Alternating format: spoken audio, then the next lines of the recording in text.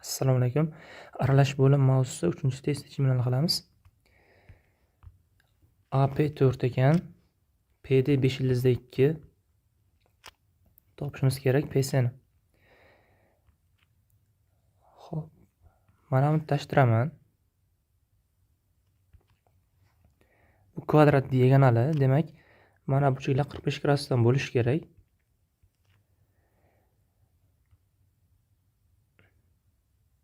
Yo'q, buni shart emas ekan. Mana buni tashtiramiz.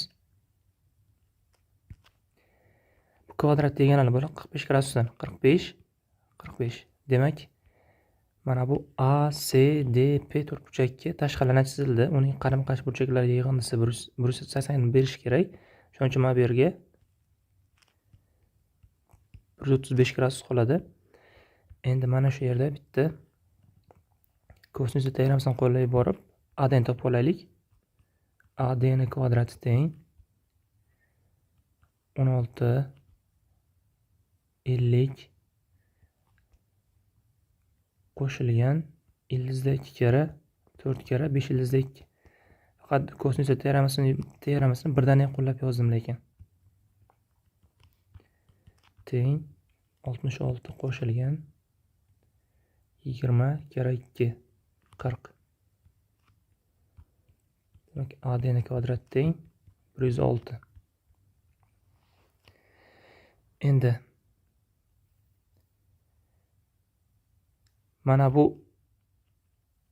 AC aylana diametri. Aylana diametri bo'lgandan keyin unga tiralgan burchak 90 gradus bo'lishi kerak. Mana bu yer 90 gradus masalan bittasi. Ya'ni mana bu yerimiz ham bittasi mana bu 90 gradus bo'lishi kerak.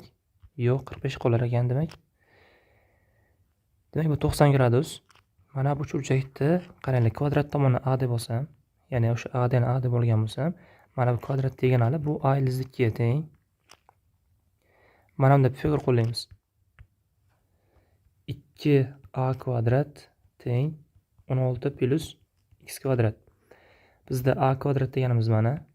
Chunki a deni a deb olgandim, kvadrat tomonini.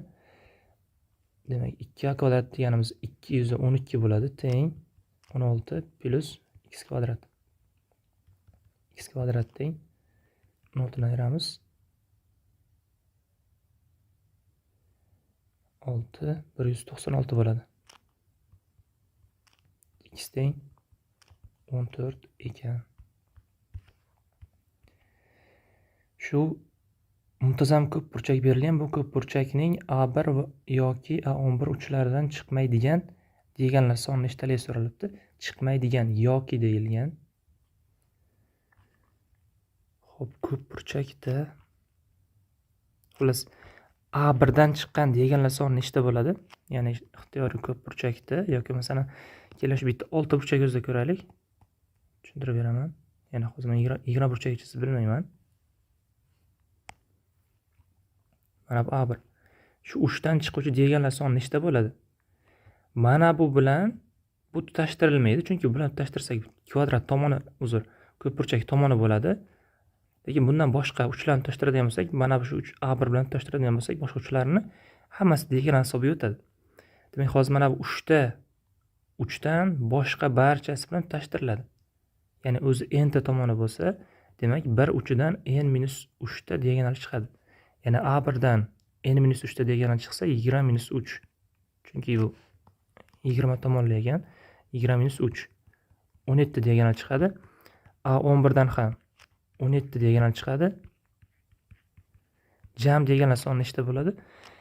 Jam diagonal soni n kara n-3 taqsim 2 edi. O'rniga qo'ygan bo'lsak 20 kara 17 taqsim 2. 170 degan jam diagonal soni 170 da. Endi bu yerda yoki degani uchun 170 dan ayirishimiz kerak. Mana bu ikkalasini. -17 va yana -17 ni. Faqat bitta narsa. Bularning ichida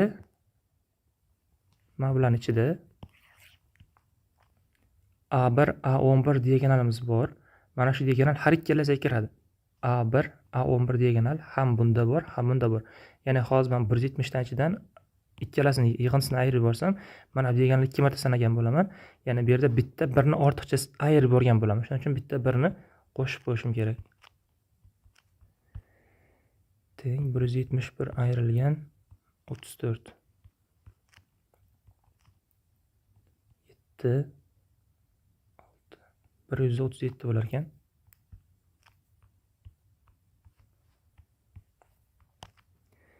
Uchburchakda Y-tizga kesishgan nuqtasi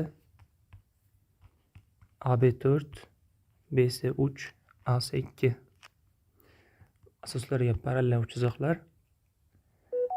Bu yig'inning qiymatini topishimiz kerak. Bu yo'lda qisqa yo'lni ko'rmadim. Agar qisqa yo'lni bilsangizlar, kommentariyada yozib qoldiringlar. Xo'p. Mana bu uchga tushgan balandlik h bo'lsin va bu ichki mana biz uzr i bizga kesishgan nuqtasi ekanligi uchun bunga ichkisilgan aylana markazi ham bo'ladi. Va bundan mana bundan pastgacha bo'lgan, ya'ni besigacha bo'lgan masofa radius bo'ladi. Endi uchburchak yuzasi nimaga teng? H teng 3, bunga tushgan balandlik 3h taqsim 2 teng. Va yana ikkinchi formulamiz bor, yarim perimetr kare radius. Yarim perimetrimiz necha bo'ladi? Yarim perimetrimiz 9 ekan, 9 taqsim 2 bo'ladi yarim perimetr. 9 taqsim 2 kare radius. S teng PR formula bilan AH taqsim 2 formulani qo'lladim. Taqsim 2 lar qisqarib ketdi. H teng 3R kelib chiqadi. Demak, H 3R ekan. Va e'tibor qilinglar, mana bu bilan bu parallel ekanligi uchun bu mana past R mi, bu ham R bo'ladi. Demak, H 3R bo'lsa, bu yerga 2R qoladi. Endi mana buni tutashtiramiz. Ya'ni bisektor esa bu bisektor esa. Endi radiusni o'chirib qo'yaveraman. Menga u joy kerak emas. Menga bu yoq nisbat kerak edi. 2 1 nisbatda ekanligi.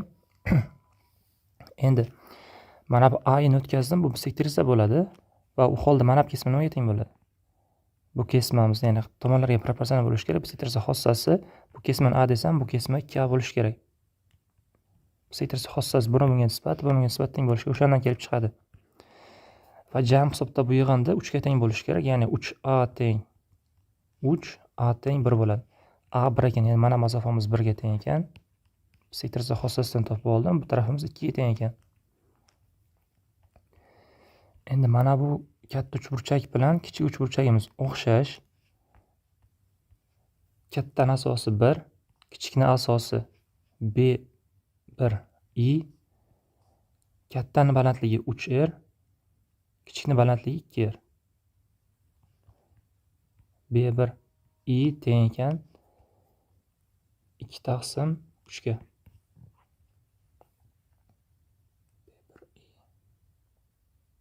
Ha shunday. Endi xuddi shu ishni boshqa tarafdan qo'llayman. O'chiramiz bularni. Endi mana buni tutashtiramiz. Va bisektor xossasi bular 2 3 bo'lsa, mana bu kesmamiz 2A, bu kesmamiz 3A bo'ladi. Endi harflarni shu A bilan ishlataveraman yana, lekin boshqa mayli boshqa harf qo'yamiz. B deyman mayli. Va jam hisobda 5B bo'ldi. 5B 4 ga teng. B teng 4 taqsim 5 bo'ladi. Menga 3B kerak. 3B deganimiz 12 taqsim 5 ni beradi. Demak, mana bu o'ng tomonimiz 12 taqsim 5, chap tomonimiz 8 taqsim 5. Endi bundan pastga balandlik tushiramiz. Xo'p, mana bu H1 bo'lsin. Buni balandligi H2 bo'lsin. Uchburchak yuzasini yana mana bu holatda qo'llayman. Buni yoniga yana pastdan nuqta yozaveramiz.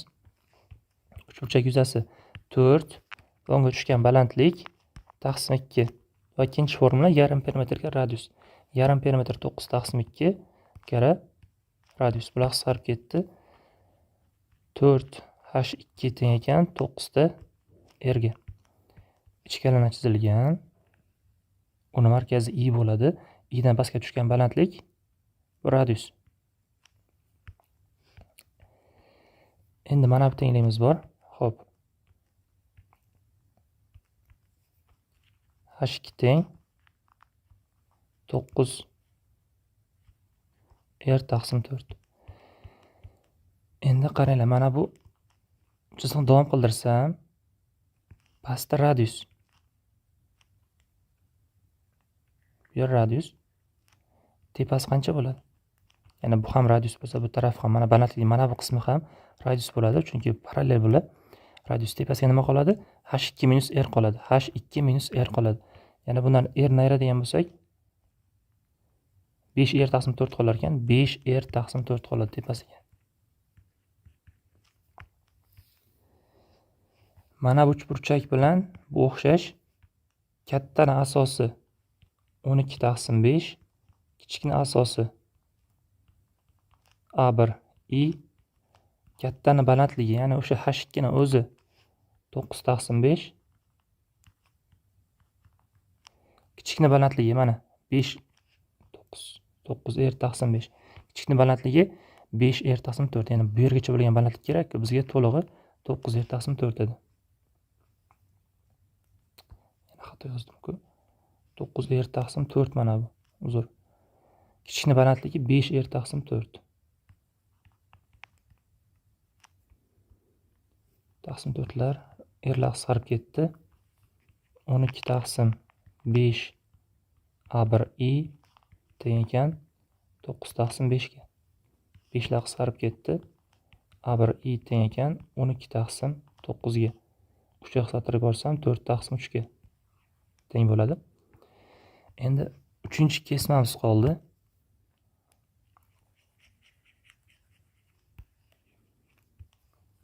Yana xuddi shu ish qo'llayman. Bu yoqdan bitta balandlik tushiraman. Uchalasi qandaydir bir-biriga bog'langanini ko'rmadim. Bog'langanmi? 2 taqsim 3, 4 taqsim 3. Bilmadim. Bir gap aytib bilmayman. Hisoblab beraman birato'la. Xo'p.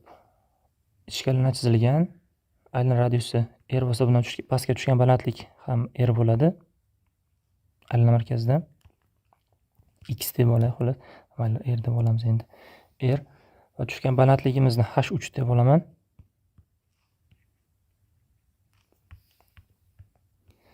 Yana uchburchak yuzasi ikki tomonga tushgan balandligimiz h3 taqsim 2 va yarim perimetr kara r bilan qisqarib ketdi.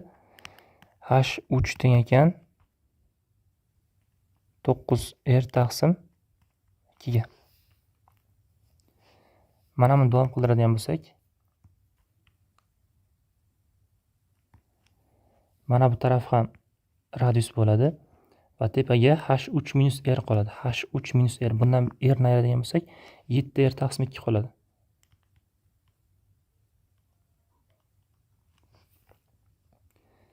Endi menga mana bu kesma kerak. Xo'p, sitrsa xossasi tomonlar 3-4 bo'lsa, past kesmalar ham o'shanga proporsional 4c 3c bo'ladi. Jam hisobda 7c bo'ldi. 7c 2 ga teng. C teng 2 taqsim 7 bo'ladi. C 2 taqsim 7, demak menga 4c kerak. 4 ko'paytiramiz, 8 taqsim 7 bo'ladi. Narigi taraf 6 taqsim 7, lekin narigi taraf menga hozir kerak emas. Endi mana bu uchburchak bilan bunisi o'xshash. Yozaman. Kattani asosi 8 taqsim 7, kichikni asosi C1 i. Kattani balandligi h3 9 r taqsim 2, kichikni balandligi mana 7 r taqsim 2.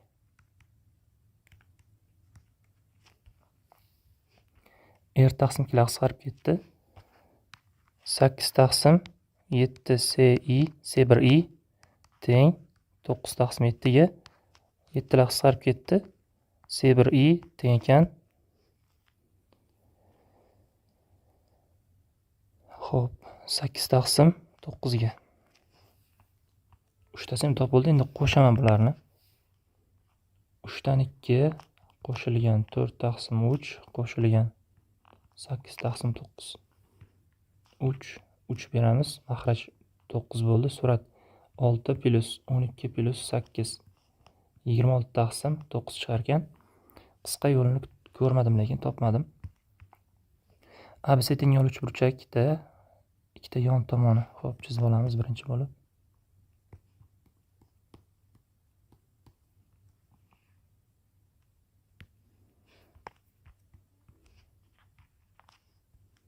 Ikkita yon tomoni 20 dan BC tomonda D nuqta olingan bo'lib, AD 12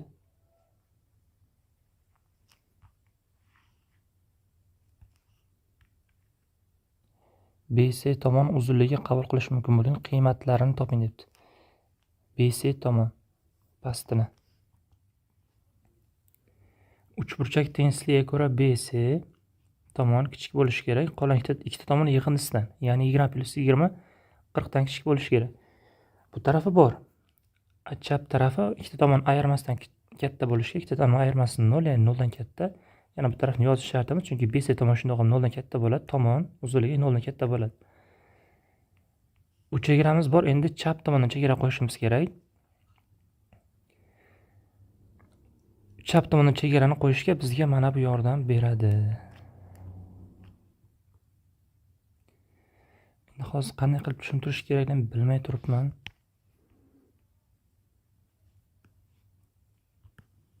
Tushuntirish yo'lini bilan faqat oson, qisqa yo'lni tushuntirishni qanday qilib tushuntirishni yo'l topganim yo'q tushuntirish uchun. 20 B C D nuqta B dan olingan bitta ixtiyoriy nuqta. Qaysi nuqtaga ahamiyati yo'q. Qaranglar, mana balandlik bo'ladigan bo'lsa, ya'ni BC ni teng o'rtasida turgan bo'lsin. BC ni teng o'rtasida turgan bo'lsin. Va buni uzunligi 12. Pifagordan 4 kara 5, 4 kara 3, 4 kara 4, 16. 16 bo'ladi Pifagordan agar BC ni o'rtasida turgan bo'lsa. Demak, BC teng umumiy hisobda 32 bo'ldi hozir. Endi boshqa holatlarda nima bo'ladi? Boshqa holatda mana shu 32 dan katta bo'ladi. Ya'ni D nuqtamiz endi bu yerdamiz sal o'ngga yoki chapga surilgan bo'ladi. D nuqtani o'ngga yoki chapga suradigan bo'lsak, uchburchak ikki chekkasi bu yoqqa ketadi-da, uchib sal pastroq tusha boshlaydi. Ya'ni bu yo'l bilan qanday qilib tushuntirish bilmadim, xullas mayli. Agar kimdir tushungan bo'lsa, mana shu yerda BC ning kichik qiymati 32 bo'ladi, keyin bu tarafga 32 qo'yiladi-da, BC 32 ga 40 oralida deb og'zaki yechib ketsa bo'lardi. Endi qaranglar, xo'p, bu yo'l bilan qanday to'liq tushuntirish uchun fikr kelmadi, gap kelmadi. Stuart teoramasi bor. Qanaqa teorama? Hozir shuni isbotlaymiz ham. Uchburchak tomonlari ABC bitta tushgan ixtiyoriy kesma x bo'lsin. Bu kesma C, bu kesma D. Yo'q, shu pastini n bilan deylik, m u n. Mana burchagimiz alfa bo'lsa, bu burchagimiz 180 minus alfa. Mana bu burchakda kosinus alfa nimaga teng? Yoki-da bunday qilaylik. Mana burchagimiz alfa.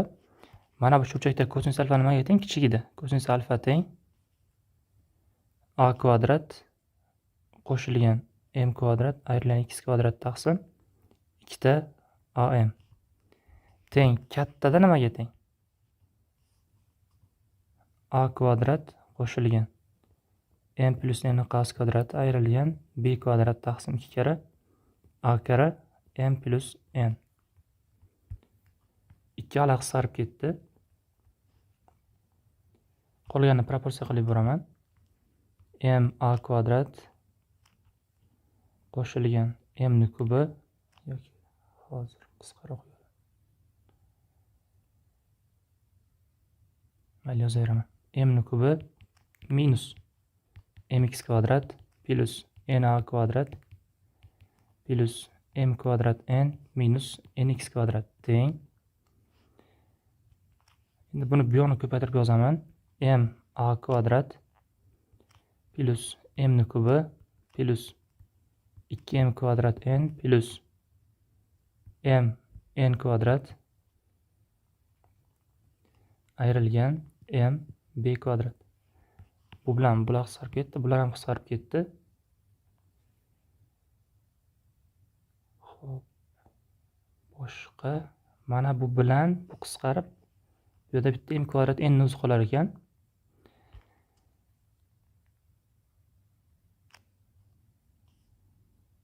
Mana buni chap tomonga olib o'taman. mb kvadrat. Chap tomonda buni qoldiraman.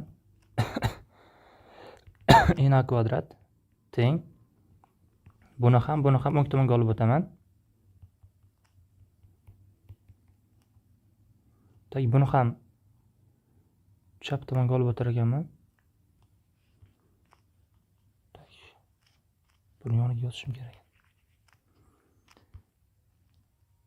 mb kvadrat qo'shilgan na kvadrat ayrilgan mn kvadrat. Mana bu bor edi.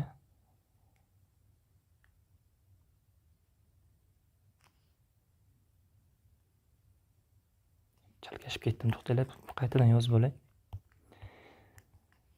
Chap tomonda na kvadrat minus mx kvadrat minus nx kvadrat turibdi. O'ng tomonda mana buni bittasi qolgandi. M kvadrat n mn kvadrat minus mb kvadrat turibdi. Buni bu tarafga olib o'tar ekanman. Bularni hammasini chapga olib o'taman-da, bu ikkitasini o'ngga olib o'taman. na kvadrat qo'shilgan mb kvadrat ayrilgan m kvadrat n ayrilgan mn kvadrat teng. Ikkitasini o'ng tomonga olib o'tdim. mx kvadrat qo'shilgan nx kvadrat. Endi ikkala tarafini mana buni qaranglar, ikkalasidan minus mn olib chiqsak bo'ladi. m plus n qoladi. Mana bundan ham x kvadrat olib chiqib yozsam bo'ladi. m plus n bo'ladi. Endi m plus n ga bo'lib boraman. m plus n ga bo'lib boradigan bo'lsam x kvadrat teng na kvadrat qo'shilgan mb kvadrat taqsim m plus n ayrilgan mn qoladi. Mana shu Stewart teoremasi. Ya'ni mana shu to'rtta kesma berilgan bo'lsa, o'rta kesmani topish formulasi. Xo'p, tepada shuni qo'llayman. Bu narsani yozish shart emas edi. Hozir keyinchalik yana qaysidir misolda qo'llayman. Tashmasam, o'sha paytda shuni birdan yozib ketaman. Tezroq bo'ladi. Xo'p, bu yerda buni a, bu yerda buni b desam, formulada 12 ni kvadrati 144 teng bo'lishi kerak. Formulaga qaranglar. Buni kvadratiga ko'paytirish kerak. 400b qo'shilgan. Buni kvadratiga ko'paytirish kerak. 400a. Taqsim bu ikkalasi. a plus b ayrilgan mn, ya'ni ayrilgan ab.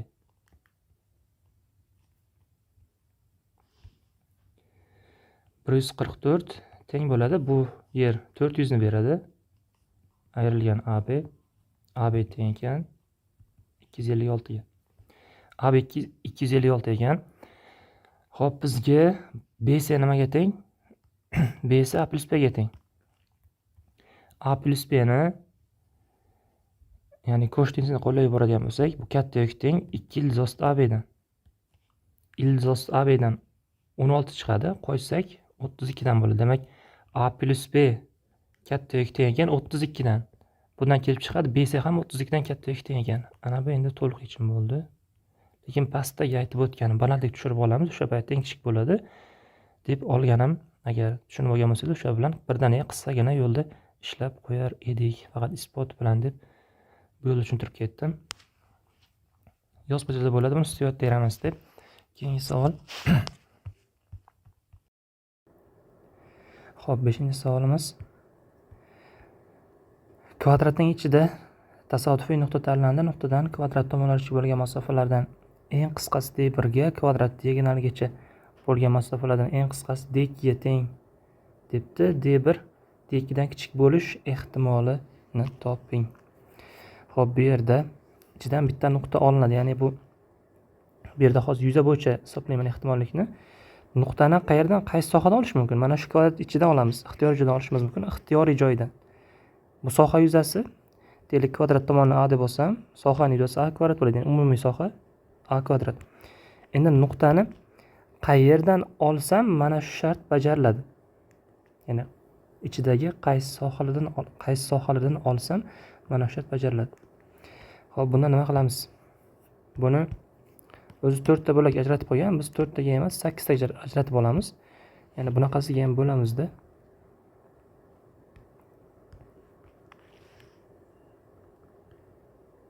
Mana. Ya'ni mana shu uchburchak ichi bo'yicha qaraydigan bo'lsak, nuqtani qayerdan olsam qaysi bir katta edi? D2. Nuqtani qayerdan olsam D2. Ya'ni mana bu diagonalgacha bo'lgan masofa katta bo'ladi. Endi bundan bungacha bo'lgan masofa katta bo'ladi-ku. Ya'ni nuqtadan diagonallargacha bo'lgan masofalarni eng kichigi deyilganda, ya'ni bizda hozir mana masofa kichik bo'ladi, bunisi katta. Ya'ni menga bu taraf kerak emas. Ya'ni men hozir mana shu soha ichidan ixtiyoriy nuqta oladigan bo'lsam,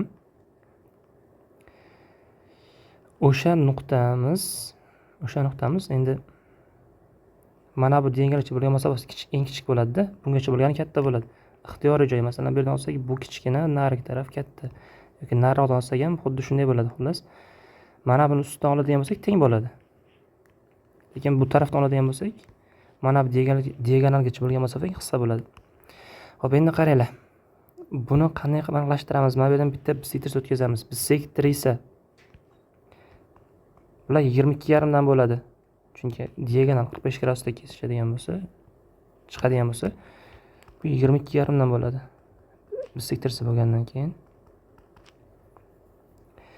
Va mana shu holatda mana shu chiziqdan, mana shu chiziqning ustida D1 bilan D2 teng bo'ladi. Xo'p. Agar bundan pastdan oladigan bo'lsak, D2 katta bo'ladi D1 dan. Ya'ni aytilgan D2 D1 dan katta bo'ladigan sohamiz bizda mana bu sohadan olingan nuqta uchun bo'ladi.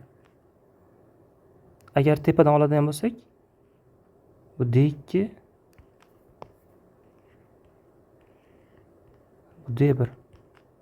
D1 katta bo'lib qoladi. Bizda D2 katta bo'lishi kerak edi. Shunday. D2 katta bo'lish uchun biz nuqtani pastki sohadan olishimiz kerak. Xo'p, buni yuzasi nima bo'ladi? Yuzasi kerak endi menga buni. Tomonni A deb olgandim. Bu A taqsim 2. Bu yo'q ham A taqsim 2. Bu masofani o'zi ham A taqsim 2. Bu diagonalni yarmi, diagonal tomonni A deb olgan bo'lsam, diagonal A ildizda 2 va uni yarmi mana bu yer. Diagonalni yarmi A ildizda 2 taqsim 2. Bisektor xossasi nima edi? Mana bu kesmalar bu tomonlarga proporsional bo'lishi kerak. Ya'ni nisbatlar teng bo'lishi kerak, xolos.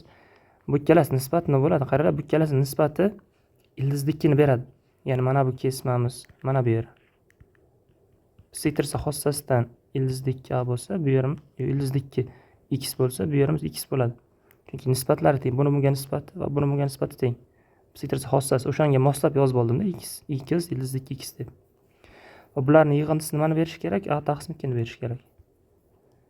Ildizda 2 X qo'shilgan X teng A taqsim 2 X teng A taqsim 2 ko'paytiruv ildizda 2 plus 1.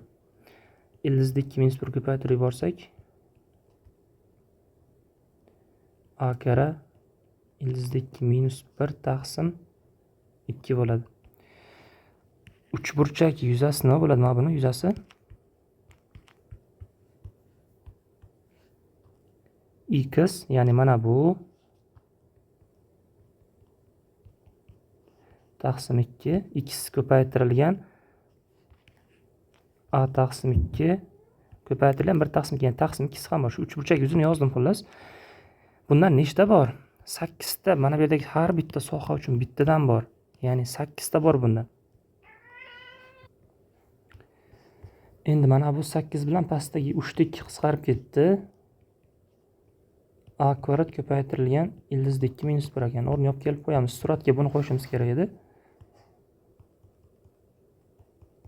Bu bilan qisqarib ketib, javob ildizda 2 minus 1 bo'ladi. Uchburchakning bisektrisalar kesishgan nuqta o'rlik markazini tutashtiruvchi kesim uchburchakning 12 teng tomoniga parallel. Shu uchburchak perimetrini toping.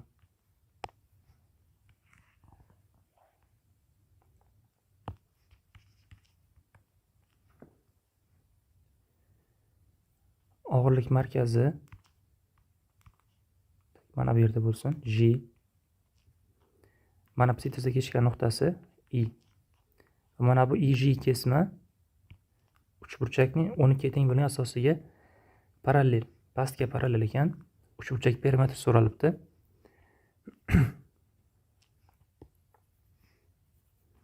Mana buni tashtiraman. AI bilan CI lar bisektrisa va mana bu IJ ni to'liq qilib chizib olaman.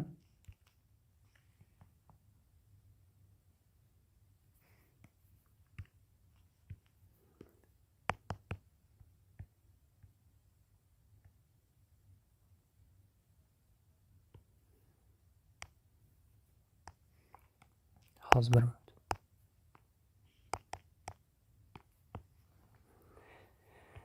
Xo'p, AI bisektrisa alfa bo'lsa, bu ham alfa.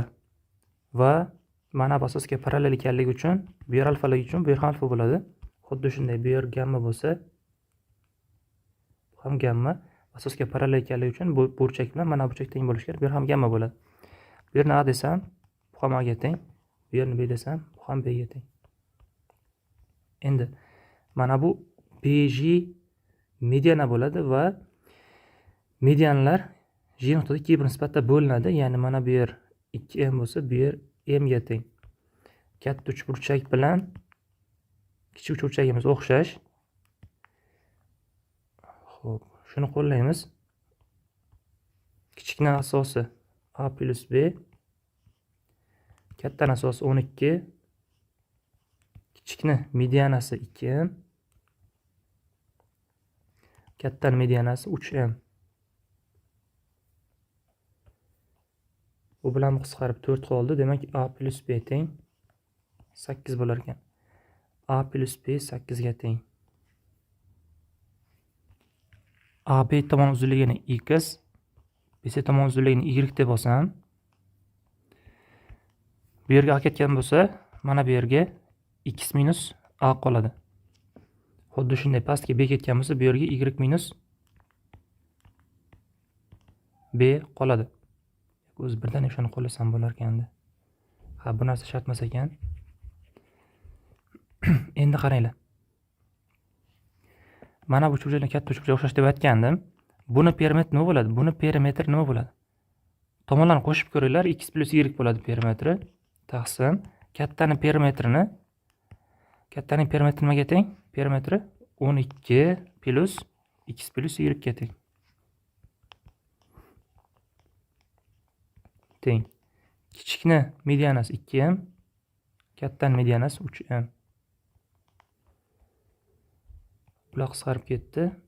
Proporsiya qilamiz. 3 kara x plus y teng 24 qo'shilgan 2 kara x plus y. Bundan kelib chiqadi x plus y teng 24 ekan. Va katta uchburchak perimetri x plus y plus 12 ga teng edi. O'rniga qo'ysak 36 chiqadi.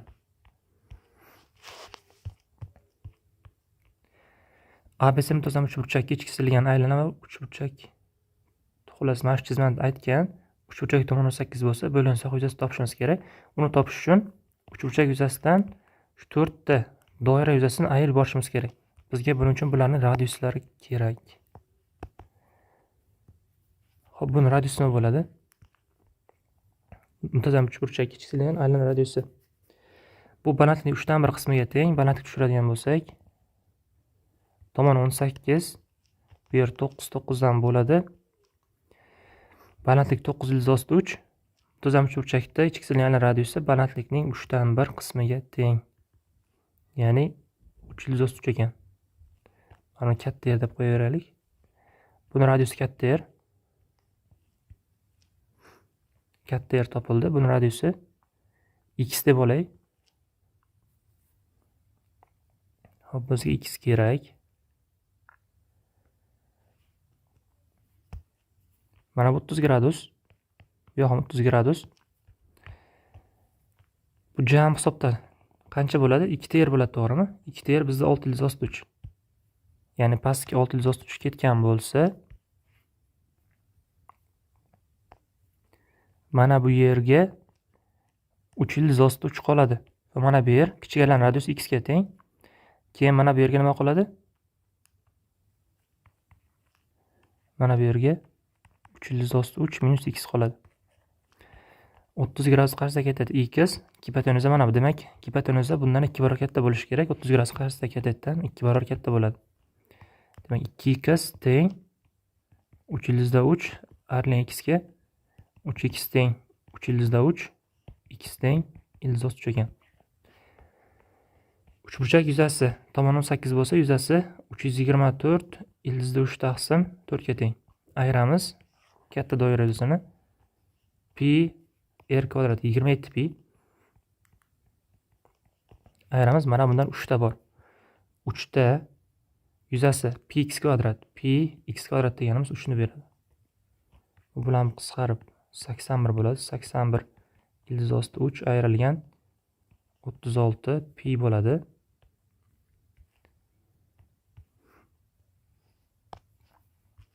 Demak, ABC uchburchak AD mediana, BG bisektrisi, F nuqtada kesishadi va ular perpendikulyar ekan, 90 gradus. Agar DEF ning yuzasi buni yuzasi 10 ga teng bo'lsa, uchburchak kattaning yuzasi kerak ekan.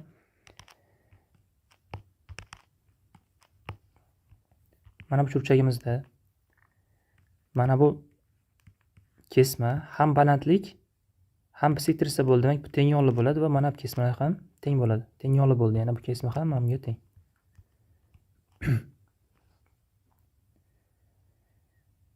Endi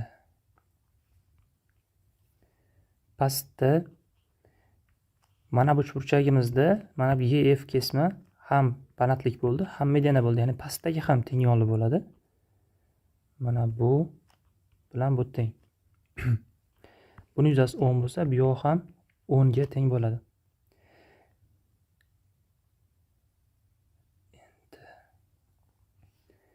buni yuzasi x bo'lsa, buni yuzasi ham x, chunki bu teng yo'l uchburchak edi. Tushgan balandlik yuzani teng ajratadi. x. Xo'p, mana bu uchburchagimizda bu mediana, ya'ni mediana ham yuzani teng ajratadi. X plus 10 bo'lsa, bu taraf ham x plus 10. Bundan hech narsa kelib chiqmadi hozir. Keyin aytgancha, mana bu B ga kelsam bisektrisa edi. Mana bu yerni A desam, ya'ni qaranglar, bular ham A ku ikkalasi ham, ya'ni mana B esa kesma 2A bo'ladi. Bisektrisa xossasidan kelib chiqadi. A ya'ni Y ga nisbati ham 1-2 bo'lishi kerak. Ya'ni mana bu yerni Y desam, bu yerimiz 2Y bo'ladi. Mana bu x deb yozib o'tirmaylik, keyin shu bilan kelib chiqadi o'zi hammasi. Endi Y ga mana bu uchburchakka qaranglar. Y ga 20 to'g'ri kelsa, 2Y ga undan 2 barobar katta 40 to'g'ri keladi. Va mana bu yuzamiz 60 bo'ldi. Katta uchburchakda mana bu mediana yoki mana bu kesmalar teng katta uchburchakda, demak yuzalar ham teng bo'ladi. Buni yuzasi 60 bo'lsa, mana bu AB'ning yuzasi ham 60 ga teng. Uchburchakning yuzasi umumiy hisobda 120 ga teng bo'ladi.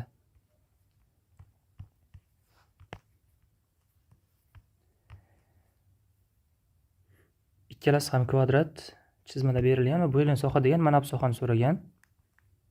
Topishimiz kerak. Mana bu kvadratning yuzasi jami umumiy hisobda 36. Demak, tomoni 6 ga teng. tomoni 6 ga teng. 6 teng 2 ga bo'lingan 3 3 dan bo'ladi. Mana bunda Pifagor qo'llaydigan bo'lsak, mana bu yerimiz 3 ildizda 5 ga teng bo'ladi. Endi mana burchagimiz alfa, bu ham alfa. Kosinus alfa nimaga teng? Bu bo'yicha qaraydigan bo'lsak, 3 taqsim 3 ildiz osti 5. Bu bo'yicha qaraydigan bo'lsak, HD taqsim 3. 3 lar qisqarib ketdi. HD teng 3 taqsim ildiz osti 5 bo'ldi. Yokida ildiz osti 5 ko'paytirib yuborsak, HD teng bo'ladi 3 ildiz osti 5 taqsim 5 ga. Ya'ni 0.6 ildiz osti 5 ga. Shunday turaversin mayli. Shunday turaversin. HD bor 3 ildiz osti 5 taqsim 5 ham bor. Mana bunda bu tomon nima bo'ladi? Pifagor qo'llaymiz. Pifagor qo'llaydigan bo'lsak, 3 ni HF ni kvadratidan ayirish kerak. HD ni kvadrati 9 taqsim 5 ni.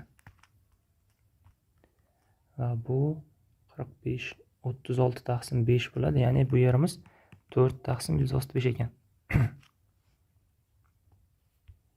Xato qildimmi? Uzr. 36 dan ildiz 6 bo'ladi. 6 taqsim ildiz osti 5. Mana endi to'g'ri bo'ldi. Xo'p, katta kvadrat yuzidan mana buni yuzasini plus mana bu burchak yuzasini ayirib yuborsam, bo'linsa yuzasi kelib chiqadi. Katta kvadrat yuzasi tomoni AD, to'g'rimi? AD nimaga teng? 3 ildizda 5 plus 5 dan 3 ildizda 5. Qo'shadigan bo'lsak 15 18 ildiz osti 5 taqsim 5 bo'ladi. Kvadrat tomoni mana shu HD ni qo'shadigan bo'lsam, tomonlarni mana bu AH bilan HD ni 15 18 ildiz osti 5 taqsim 5 bo'ladi. Kvadrat katta kvadrat tomoni bu. Yuzasi nima bo'ladi? Yuzasi 324 taqsim 5 bo'ladi. Ayiramiz buni yuzasini 27 ni va mana bu kichik uchburchak yuzasini. Buni yuzasi nimaga teng? To'g'ri burchak uchburchak kattalar ko'paytmasi taqsim 2. Bu ikkalasini ko'paytirib 2 ga bo'lishim kerak. Biri 3 taqsim ildiz osti 5, biri 6 taqsim ildiz osti 5 taqsim 2. Bular qisqarib berdi 3 qoladi va bu 9 taqsim 5 ni beradi. Demak, yana ayirishim kerak ekan 9 taqsim 5 ni teng bo'ladi. Bundan buni ayirsak 324 dan 9 ni ayiradigan bo'lsak 315 bo'ladi. 315 ni 5 ga bo'lamiz. 63 bo'ladi. 63 ayrilgan 27 bo'lib qoldi. Teng 36 ga.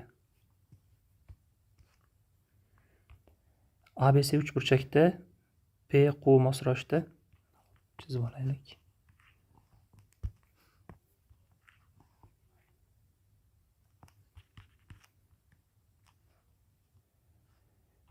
BC ni o'rtasi P, CA ni o'rtasi Q ekan.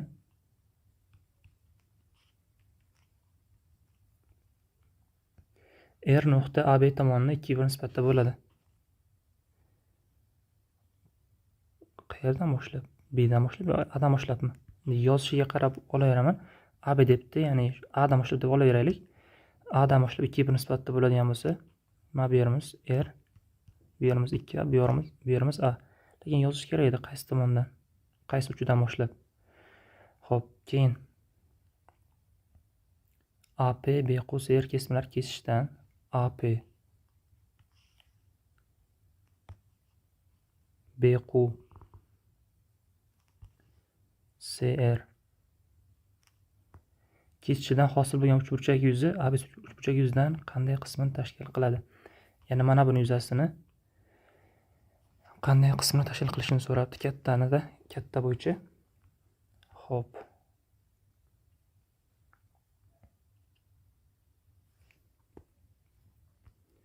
Xo'p, buning uchun kesimlarni qanday nisbatda bo'lingani kerak menga. Mana bu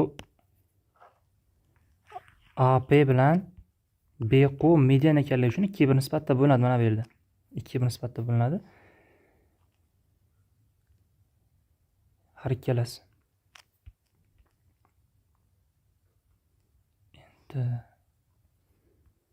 Mana bu uchburchak va mana bu kesuvchi. Mana bu uchburchak va mana bu kesuvchi chiziq. Ya'ni mana bu yerda hozir menlay teoremasini qo'llayman. Buning bunga nisbati, buning bunga nisbati, buning bunga nisbatlari ko'paytmasi 1 ni berish kerak. Menlay teoremasini ko'rib olinglar, agar bilmasangizlar. Demak, boshdan yozaman. Buning bunga nisbati 2a taqsim 3a ko'paytirilgan. Buning bunga nisbati 1. Chunki kesmalar teng. Ko'paytirilgan. Buning bunga nisbati. Xo'p, nom berib chiqaylik. M N K CM ni M R ga nisbati teng 1. CM taqsim MR teng 3 taqsim 2. Xo'p, endi yana yo'q, adashdim bu yerda. Yo'q, nisbat yozganda adashmadim. Yo'q, bu to'g'ri yozgan. Buni emas, medianlarni bo'lish kerak edi. Menga C R ni nisbati emas. AP bilan BQ ni nisbatlari kerak. Buni qo'llash kerak. Qayerda qo'llayman? Mana bu yerda qo'llaymiz. Menlay teoremasini. Mana bu burchakda. Buning bunga nisbati, buning bunga nisbati, buning bunga nisbati teng. Mana buni qo'llashim kerak. Xo'p. Hab kesmalarni A desam, yo A deb olgan ekanman, B desam, bu ham B, C, C. Boshqatdan yozaman. Buning bunga nisbati B taqsim 2B ko'paytirilgan. Buning bunga nisbati 2A taqsim A ko'paytirilgan. Mana bu CR chiziq uchun edi. Demak, BN ning N qo'yga nisbati teng 1. E'tibor qilsak, ikkalasi qisqarib ketdi. Xullas, ikkalasi teng ekan. BN bilan NQ teng ekan.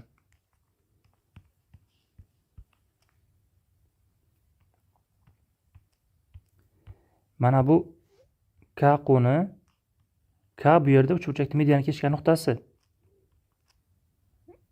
Chunki ikkita mediani kesishdi-ku, AP bilan BQ kesishgan nuqta. Demak, 2 bir nisbatda bo'linishi kerak. Mana bu KQni 2x deydigan bo'lsam, BK 4x bo'lishi kerak. 2 barobar katta bo'lishi kerak. BK 4x. Va BQ umumiy hisobda 6x bo'ldi. N o'sha BQ kesmani tengiga bo'lar ekan. Demak, har biri 3x dan bo'lishi kerak. N nuqtada har biri 3x dan bo'lishi kerak. Tepa BN 3x va NK ni x ekanligi kelib chiqadi. Xo'p, endi menga bu medianani qanday nisbatda bo'linganligi kerak. K da 2 bir nisbatda bo'linadi, uni bilamiz. Xo'p, M da qanaqa nisbatda bo'linadi? Yana bitta menlay qo'llaymiz. Qayerda qo'llaymiz? Mana bu uchburchak va mana bu uchburchakda qo'llaymiz. Ya'ni buning bunga nisbati C ni 2C ga nisbati ko'paytirilgan. A ni 2 ga nisbati ko'paytirilgan. CR chiziq uchun bu ham AM ni MP ga nisbati teng 1. Demak, AM taqsim MP teng ekan 4 ga. AM MP dan 4 barobar katta. O'shanda AP kesma nima bo'ladi? AP kesma 5 ta MP bo'ladi. Chunki AP kesma AM plus MP turibdi va AM ning o'rniga 4 ta MP qo'ysak, bu 5 ta MP bo'ladi. Demak, AP kesmani 5 ga karral qilib olishim kerak. Va keyin medianlar kesishgan nuqtasida 2 bir nisbatda bo'linishi kerak. Ya'ni A yu 2A deb olsak, 3A bo'ladi AP kesma. AP kesma 3 ga ham bo'linishi kerak. Ya'ni AP kesmani 15y deb olaman. Nimaga bunaqa qilib olaman? Kesimlar butun sonda yozishim uchun. AP 15y va mana bu k da 2/1 nisbatda bo'linishi kerak. K da 2/1 nisbatda bo'linishi kerak. Ya'ni 5 u 10 bo'ladi. Mana bu yerimiz 5y, bu yerimiz 10y. Demak, AK 10y, bu yerimiz 5y. Va keyin m nuqtada 4/1 nisbatda bo'linishi kerak. 4/1. 15 ni 5 ga bo'lsak 3 bo'ladi. Demak, mana bu yerimiz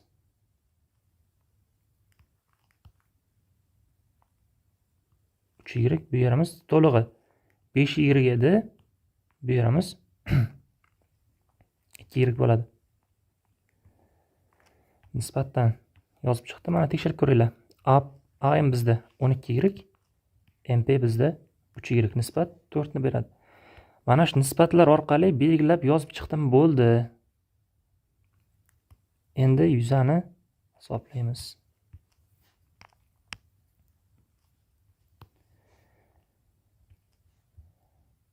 Xo'p. Mana buni tashtiraman. BM ni tashtirdim.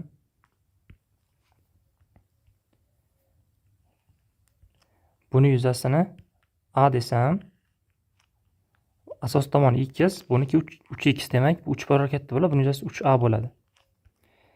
Endi mana bu 2y uchun 4a to'g'ri keldi. 3y uchun nima to'g'ri keladi? Nisbatlar teng bo'lishi kerak. Demak, y ga 2a to'g'ri keladi, bu 6a bo'ladi. Bu 6a bo'ladi. Yuzal nisbatini asos tomonlar nisbatiga yozib qo'ysak, shundan kelib chiqadi. Faqat to'g'ri yozib ketdim. Siz ham shunaqa to'g'ri yozib ketish maslahat beraman. Xo'p, endi bu medianani o'tkazsam, k dan o'tgani bu mediana edi. Mana bu uchburchak yuzidan 6 marta katta bo'ladi, kattani yuzasi, chunki shunaqa xossasi bor. Uchburchak mediana kesishgani shunday kesishgan bo'lsa, bu uchburchak yuzasidan 6 barobar katta bo'ladi, kattani yuzasi. Xo'p, buni yuzasi nima?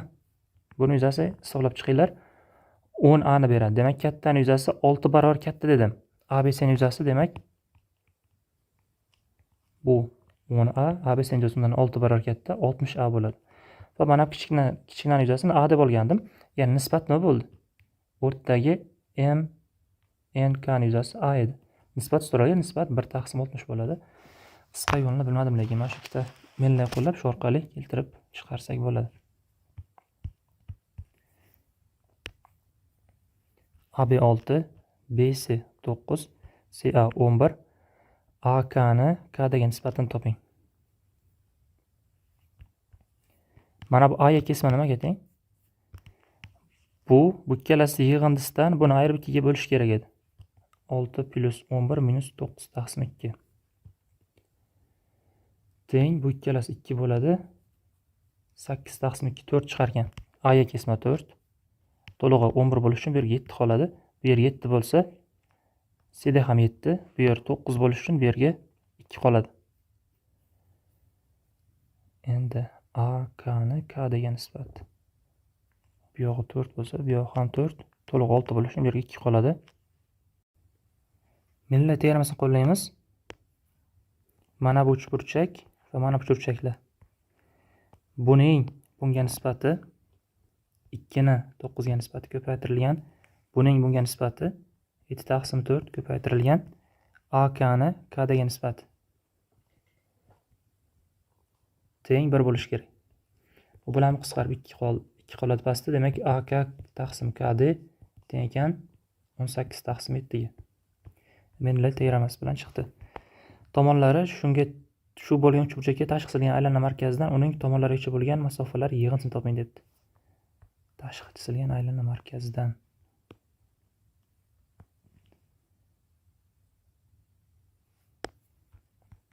10, 10, 12.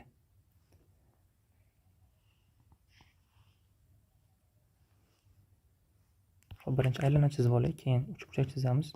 Chizma chiroyli bo'ladi.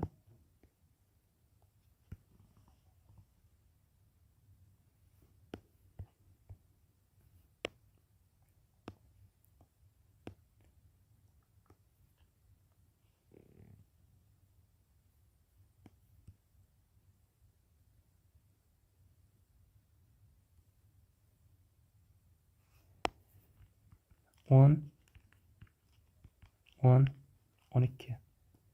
Teng oluvchi burchak ekanligi uchun tashqi qisilgan aylana markazi o'shani balandligidan o'tuvchi to'g'risida joylashgan bo'ladi. Yana deylik aylana markazini berib turgan bo'lsin. Tepa radius, bular radius.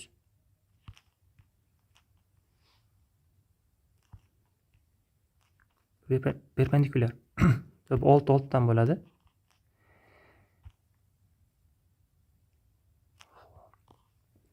Mana bu yer x bo'lsin. X topib olamiz birinchi bo'lib. Uchburchakka tashqi qisilgan aylana radius nimaga teng bo'ladi? Mana bu balandligimiz Pifagordan 8 chiqadi. Ya'ni r plus x teng 8. A taqsim sinus alfa teng 2r degan formulani qo'llayman. 10 taqsim sinus alfa, mana bu burchamiz alfa bo'lsa, sinus alfa nimaga teng? 8 taqsim 10 ga teng. Mana bu burchakda qaraydigan bo'lsak, 8 taqsim 10, ya'ni 4 taqsim 5 teng 2r. 2 ni pastga tushirib yuborsam yoki bo'lmasam 2 bilan bu qisqarsa bu yerda 5 qoladi. R teng ekan 25 taqsim 4 ga. Balandlik, ya'ni mana bu r plus x imiz 8 edi. X topish uchun 8 dan r ni ayirish kerak. X teng 8 minus 25 taqsim 4. 32 bo'lsa 7 taqsim 4 bo'lar ekan. Endi menga mana bu nuqtadan bu yon tomonga cho'zilgan masofalar kerak. Bu kesma, mana bu chiziq bitta to'g'ri chiziq deb aytmadim. Shunchaki bu nuqtadan bu tomonga balandlik tushirdim. Bu y bo'lsa, bu ham y bo'ladi, chunki teng oluvchi burchak ikkala taraf bir xil bo'ladi, y bo'ladi. Menga yana menga nima kerak? X plus 2y kerak. X topdim, endi menga y kerak.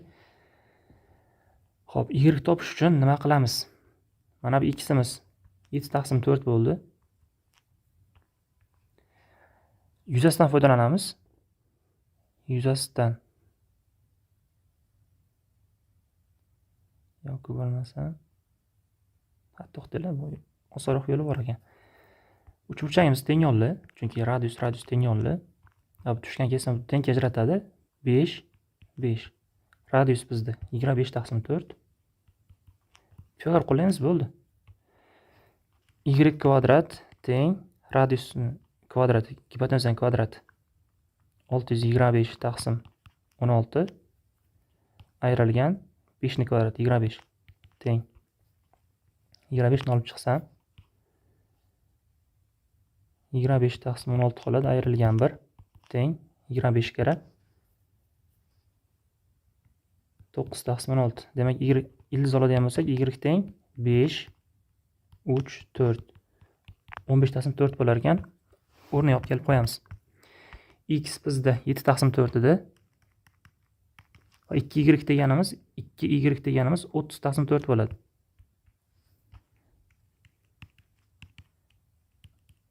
O'ttiz yetti taqsim 4 va bu 9,25 ga teng. Tomoni 6 ga teng bo'lgan muntazam uchburchakka ichkisilgan aylanadagi ixtiyoriy nuqtadan uning uchlarigacha bo'lgan masofalar kvadratlari yig'indisini toping. Xo'p, buni koordinataga qo'ysam osonroq bo'ladi.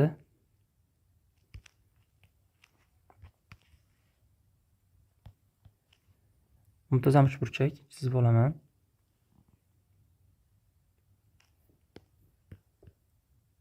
Deylik, mana shu muntazam uchburchak.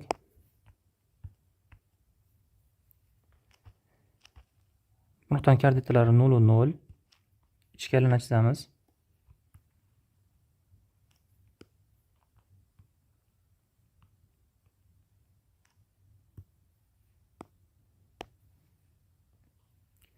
Tomoni 6 bo'lsa, mana bu nuqtamiz 6 yu 0 bo'ladi. Bu yerimizchi. Muntazam uchburchak tomoni 6 bo'lsa, balandlik bu yer 3 dan bo'ladi. Bu yer absissasi, bu yer absissasi 3, balandligimiz 363 bo'ladi. Demak, mana bu nuqtaning koordinatalari absissasi 3, balandligi 363.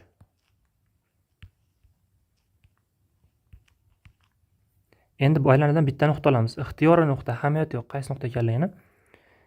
Mana bu nuqta deb olsak, yoki bo'lmasam endi osonroq ishlash yo'li sifatida mana bu nuqtani olishimiz ham mumkin. Ya'ni urilgan nuqtasini olishimiz ham mumkin. Lekin ixtiyor nuqta degan uchun bu yoqdan olaylik. Xo'p, bu yerdan oladigan bo'lsak, osongina hisoblab qo'ysa bo'lardi. Mana bu nuqtani oldim.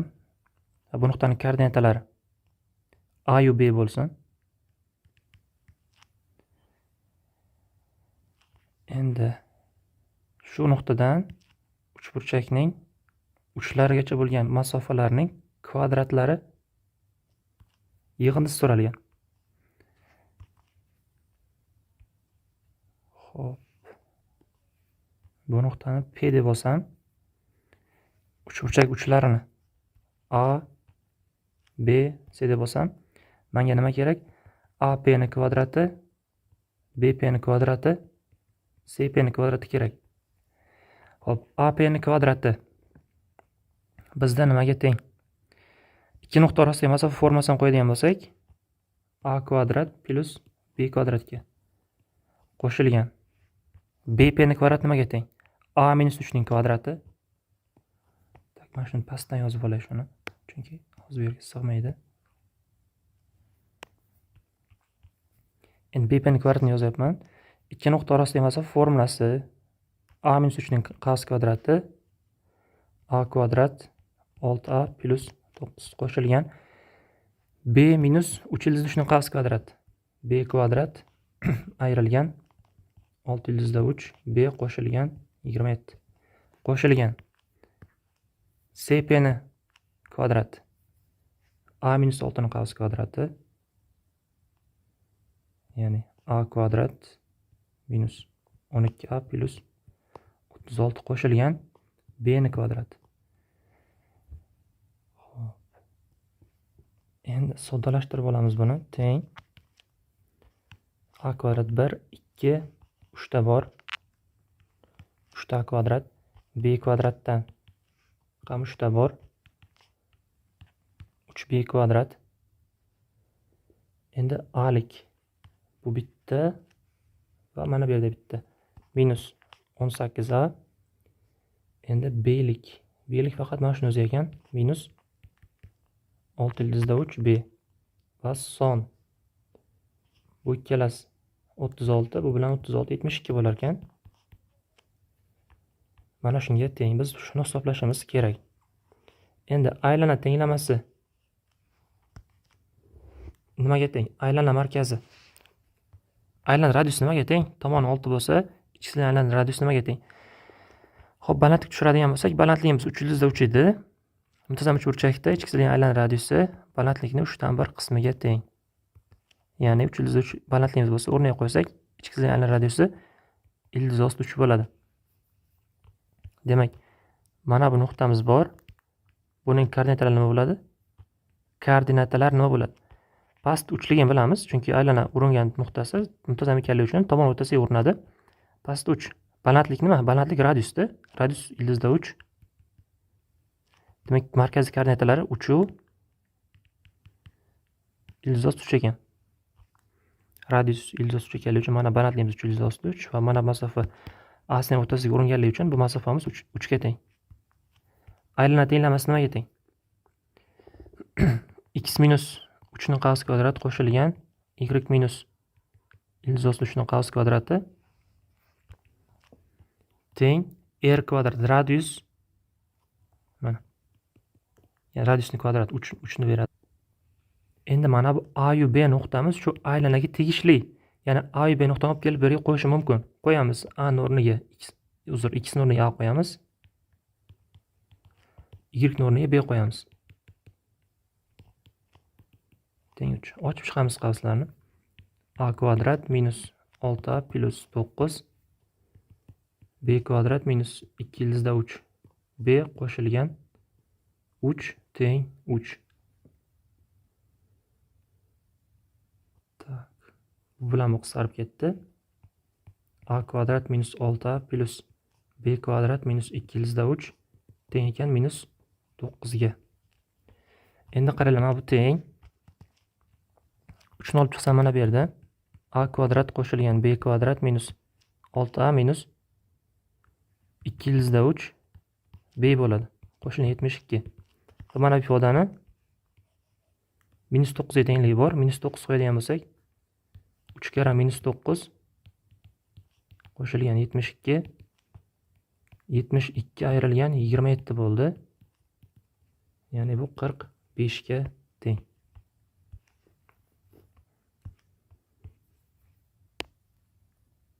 Chizmada hammasi bor ekan. ACB burchak. Mana buni topishimiz kerak. Mana bu ACda shunday bir nuqta olamanki, bu tarafi A bo'lsin uzunligi, bu taraf uzunligi B bo'lsin. Chunki uzunligi A + B edi. Shunaqa qilib, shunaqa nuqta bor bu yerda mavjud. O'sha nuqtani oldim. Va buni tashtiraman. Endi mana bu burchimiz alfa bo'lsa, bu ham alfa.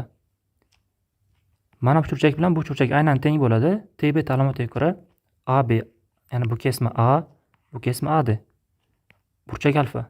Bu kesma A, bu kesma A de. Burchak alfa. TB alomotiga ko'ra ikkalasi teng bo'ladi. Teng bo'ladigan bo'lsa, mana burchamiz ham 110 gradus bo'ladi.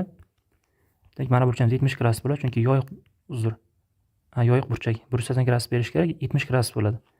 Burchagimiz B teng yo'lli. Demak, bu yer ham 70 gradus. Bu ikkalasi 140 bo'ldi. Uch burchak ichki burchaklari yig'indisidan kelib chiqadi. Mana burchagimiz 40 gradus bo'lishi kerak. Xo'p, uch burchak ichki va tashqi chizilgan aylana markazlari uch burchakning bir tomoniga nisbatan simmetrik bo'lsa, uch burchakning katta burchagini toping.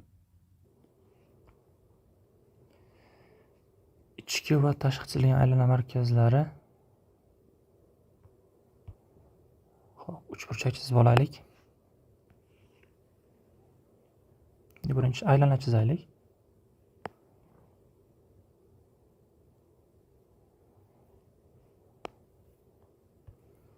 Buni markazi bu yerda. Yana bitta aylana chizib olamiz.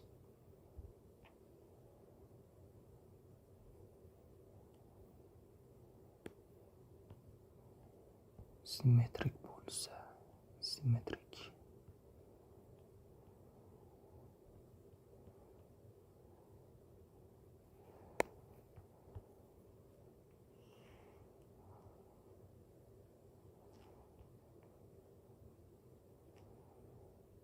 Uch burchakni chizib olay. Xo'p, mayli. Chizma aniq chizish qiyin.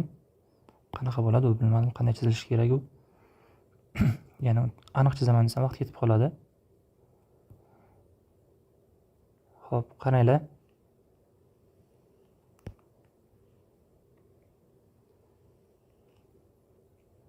Mana bu chizilgan aylana markazi. Bu tashqiniki. Yo'q, tashqilarni o'chirib turaylik. Chizma aniq yaxshi ko'rinmay qoldi. Ya'ni to'g'ri kelmay qoldi chizma bilan. Shuncha o'chirib qo'ydim. Xo'p, mana bu chizilgan aylana markazi va tashqiniki. Qaranglar, bitta tomoniga nisbatan, ya'ni mana pastdagi tomonga nisbatan deb oladigan bo'lsak, simmetrik bo'lishi kerak. Ya'ni mana bu markazi baland tushiramiz. Mana bu kesmalar teng bo'lishi kerak va mana bu O1 ichkisiga aylana markazi, mana bu nuqtamiz O2 desam, bu tashqisiga aylana markazi bo'lishi kerak. Shunaqa aylana va shunaqa uchburchak chizilgan ekan. Nimani so'rabdi? Bir tomonga nisbatan simmetrik bo'lsa, uchburchakning katta burchagini toping. Uchidagi burchak topishimiz kerak, chunki tashqisiga aylana markazi tashqariga tushdi. Tashqariga tushadi qachonki shu uchidagi burchagi o'tmas bo'lsa, ya'ni katta burchak mana shu burchak hozir. O'shani topishimiz kerak. Mana buni tashtirsam alfa chunki ichki aylana markazi bitta nuqtada bo'ladi, alfa bo'ladi. Endi buni tashtirsak. Bu yerda qaranglar, bu uringan nuqtadan o'tadi-ku, ya'ni 90 gradus bu, perpendikulyar. Demak, bu uchburchagimiz nima bo'ldi?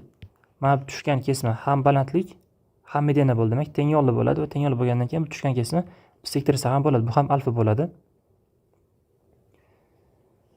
Endi bu yog'ini ham xuddi shunday.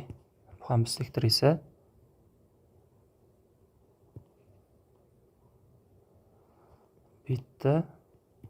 Bitta, bu ham bitta bo'ladi. Xo'p, bu burchagimiz bor, uchidagi burchagimiz ham bor. Endi mana burchamiz nima bo'ladi?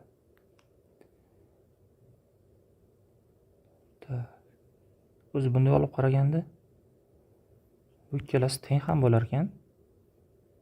Nimaga? Chunki bu tashqi aylana markazi, bu radius, bu ham radius. Demak, uchburchagimiz teng yo'li bo'ldi. Teng yo'li bo'lgandan keyin ikkala burchak ham teng bo'ladi. Ya'ni bular ham alfa-alfadan ekan. Uchburchagimiz demak teng yo'li ekan. Uchburchagimiz teng yo'li bo'libdi. Xo'p.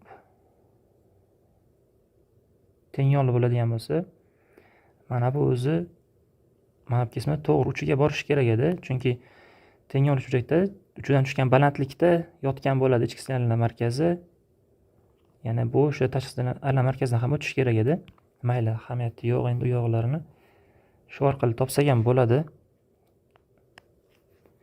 Bu burchagimiz nima bo'ladi? 180 minus 2 alfa bo'ladi. Uchburchakdan kelib chiqadi. Mana bu uchburchakdan kelib chiqadi. 180 minus 2 alfa. Bu burchagimiz nima bo'ladi? Bu uchburchakdan qaraydigan bo'lsak, 180 minus 4 alfa bo'ladi. Endi mana bu aylanadan bitta nuqtani olib tashlaman mana uchlari bilan. Bu burchagimiz markaziy burchak yarmiga teng, ya'ni 90 minus alfa bo'ladi. Buni yarmi 2 ga bo'lib yozdim. Va mana bu 4 burchakka tashqi aylanasi, demak, qarama-qarshi burchaklari yig'indisi 180 gradus berishi kerak. Bu ikkalasi yig'indisi 180 gradus berishi kerak. Qo'shamiz ikkalasini. 180 ayrilgan 4 alfa qo'shilgan 90 minus alfa teng 180. Bular qisqarib ketdi.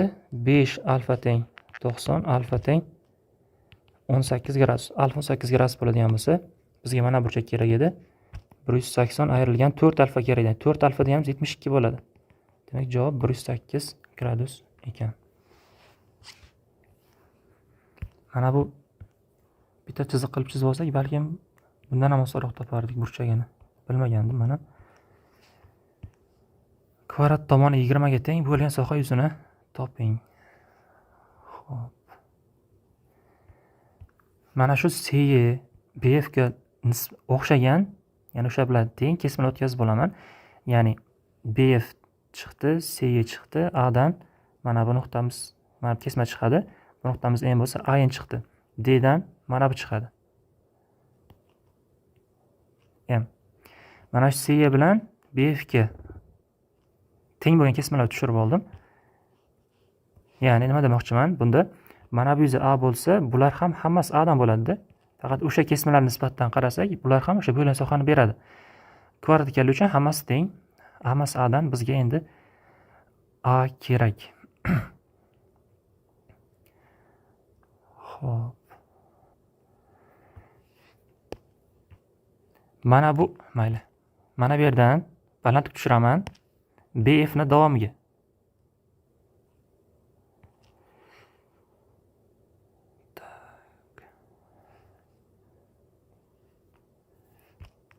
Perpendikulyar.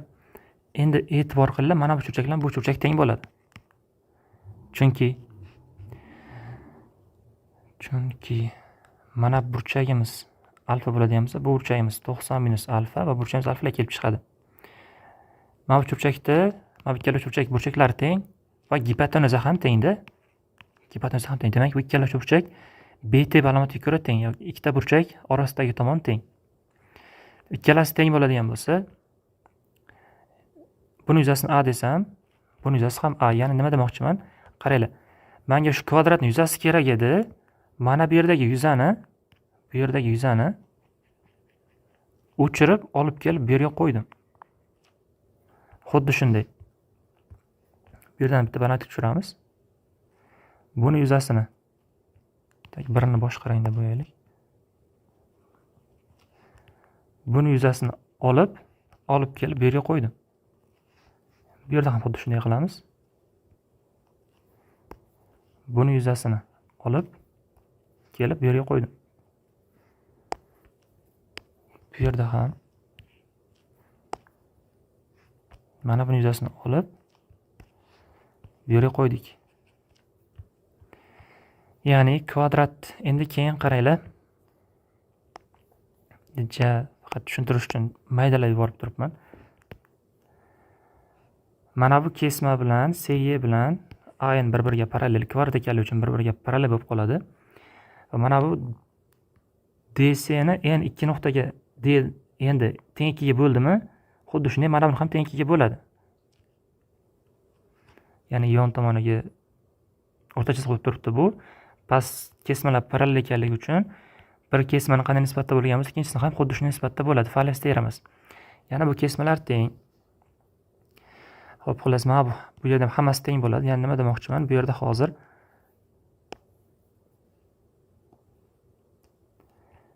birinchi, ikkinchi, uchinchi, to'rtinchi, beshinchi 5 ta kvadrat hosil bo'ldi. Katta kvadrat yuzini 5 ta kvadratchaga maydaladim. Demak, 5 ta kvadratchaga maydaladim. Endi buni yuzasi 4a mi? 4a dan 5 ta bor. Ya'ni 20a bo'ladi. 20a teng 20. Kvadrat tomoni 20 bo'lsa, kvadrat yuzasi nima bo'ladi? Kvadrat yuzasi 400 bo'ladi. 20a teng kvadrat yuzasi a teng 20 bo'ladi.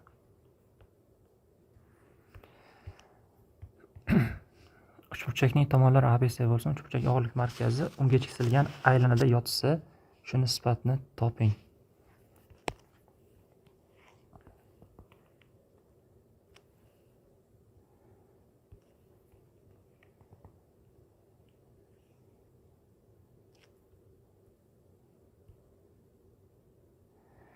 Xo'p, endi chizmani chizish qanday bo'ladi? Og'irlik markazida yotishi kerak. Sal yotiqroq chizamanmi?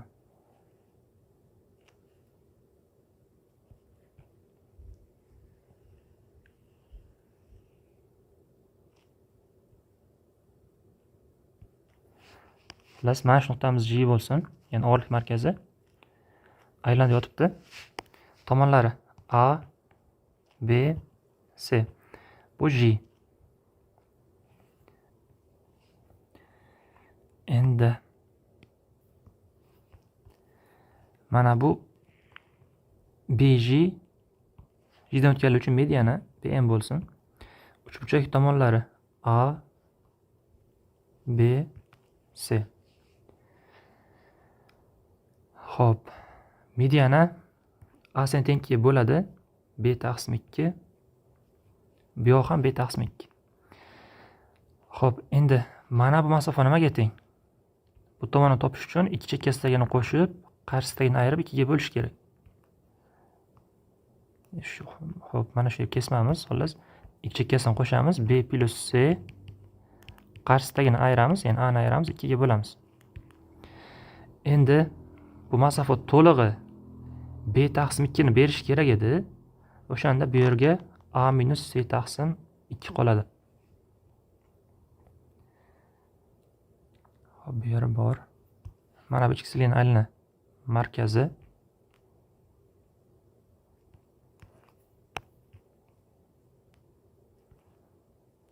I buni tashtiramiz. IJ ni ham tashtiramiz. Bu IJ radius bo'ladi.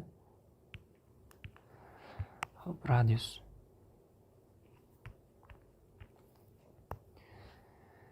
Endi bu median ekanligi uchun G da 2 bir nisbatda bo'linadi. Ya'ni bu yerimiz 2k bo'lsa, bu yerimiz k. Mana bu radius.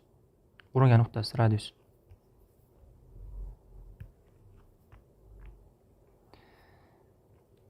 Mana bu ham radius. Uringan nuqtasi.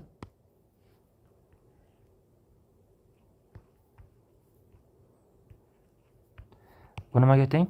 Bu ham o'sha ikki chekkasidagini qo'shib, qarshisidagini ayirib 2 ga bo'lamiz.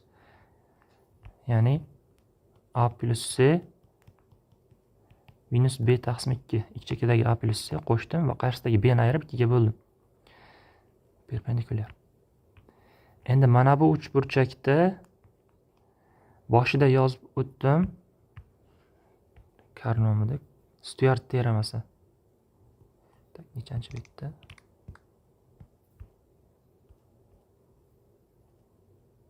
Mana bu.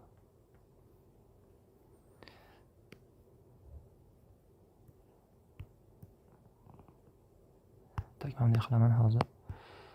alohida o'zlarini belgilab olsam bo'ladi shekilli.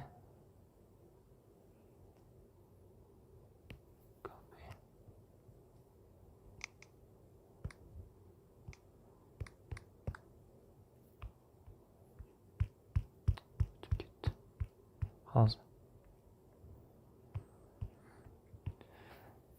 Xo'p, o'sha xossani pastga tashlayman hozir. Mana ko'rib turasizlar. Mana. Stuart teramas. Mana bu burchakda qo'llayman. Bu yerga qaranglar.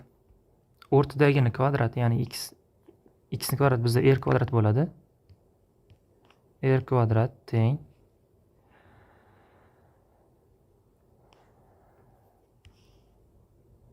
mahrajda asos, ya'ni asos bizda 3 ga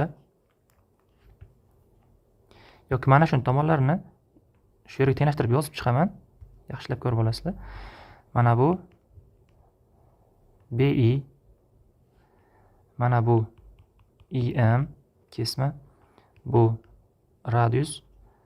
Tagi BI ni past 2 ga, BI ni past 2 ga, nima bu 2 ga? Bu K. Tepadagi uchburchak bo'yicha yozib oldim o'shani qolipidan tomonlarini. Endi mana formulaga qo'yamiz, bo'ldi.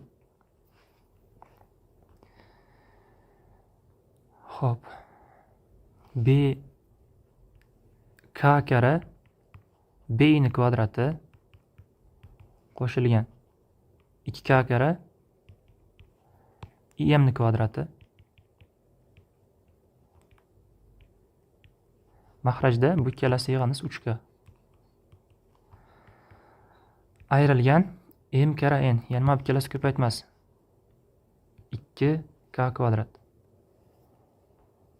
Xo'p, endi hammasini o'z o'rniga qo'yib soddalashtirish kerak bo'ldi.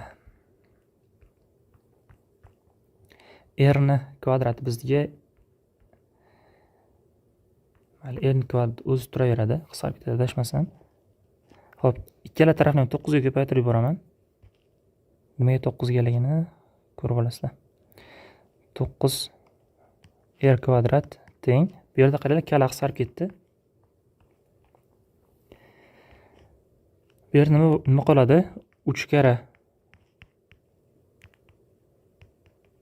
b ni kvadrati qo'shilgan 2 ta im ni kvadrati ayrilgan 18 yoki 2 kara 9 k kvadrat.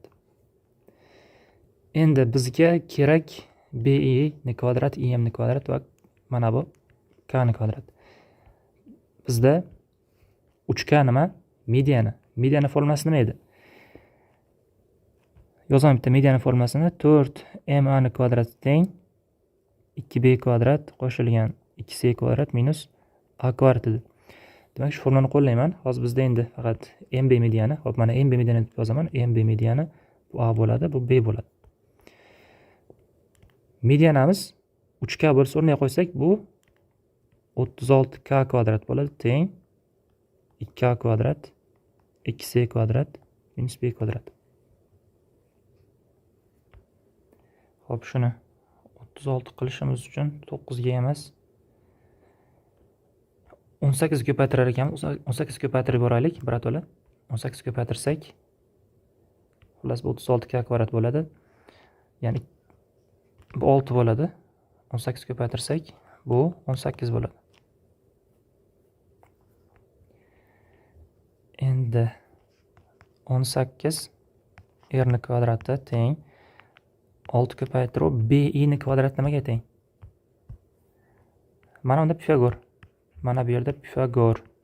Buni kvadrati plus buni kvadrati. A plus C minus B taqsim 2 ni kvadrati qo'shilgan radiusni kvadrati. Teng qo'shilgan 2 kara im ni kvadrat nimaga teng? B ni kvadratini yozdim men. Endi im ni kvadrat mana bu yerda Pifagor. R kvadrat plus a minus c ni qavs kvadrati. B kvadrat emas, r kvadrat, uzr. R kvadrat plus a minus c ni qavs kvadrati.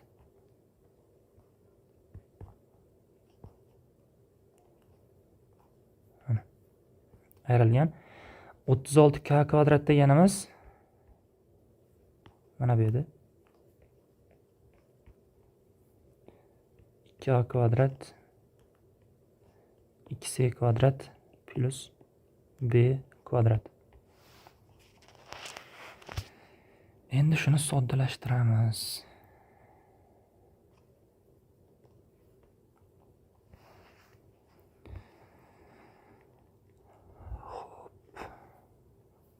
Bitta narsa e'tibor qilinglar. Bu yerda r kvadratlar qisqarib ketadi, chunki mana bu yerda umumiy hisobda 3r kvadrat bor. 3r kvadrat bor umumiy hisobda. Boshqa yo'q, to'g'rimi? Qavsda unaqa qavs tashqarisida kvadrat yo'q, oddiy qavs ochiladi. Bu yerda 3r kvadrat bor, tashqarisida 6 bor. Ko'paysa 18r kvadrat bo'ldi. Bu yerda ham 18r kvadrat. Demak, r kvadratlar qisqarib ketdi. Ular qolmadi.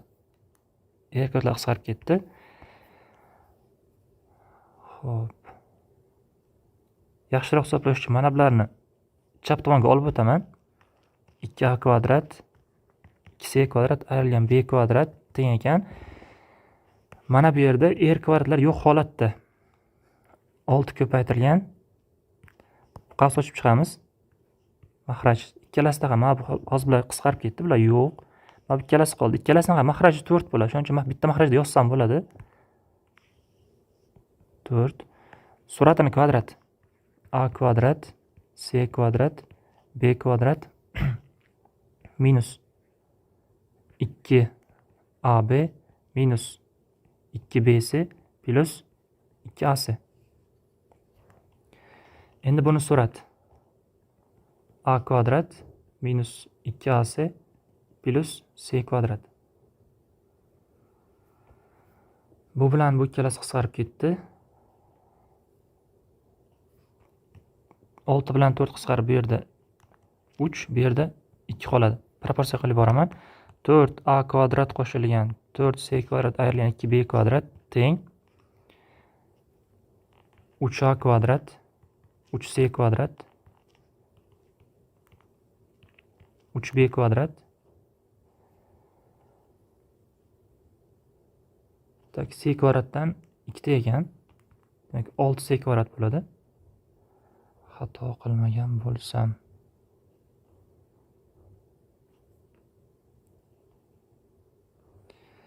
Qayerdir xato qildim.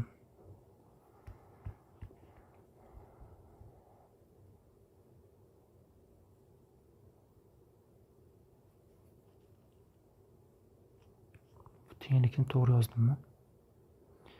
R kvadrat teng ni kvadrati kara 2k to'g'ri. B ni kvadrati kara k to'g'ri. Mahrajda 3k to'g'ri ayrilgan.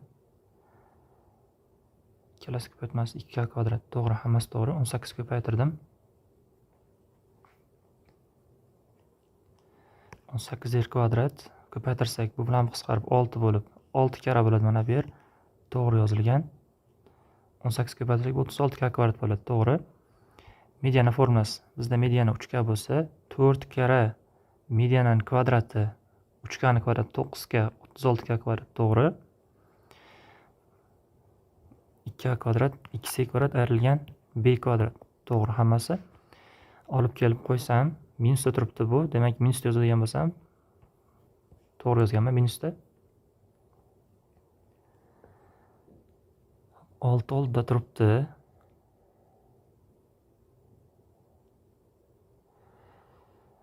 B ni kvadrati. Bu masofamiz. Bu ikkalasi yig'indisi qarshisidagi tomon ayirmas. To'g'ri. Shor qo'llasak B ni kvadratini beradi. A plus C minus B. To'g'ri yozganman. Qo'shilgan R kvadrat to'g'ri yozganman. 2 kara endi 2 kara ni kvadrat. Bu yerni to'g'ri yozganman.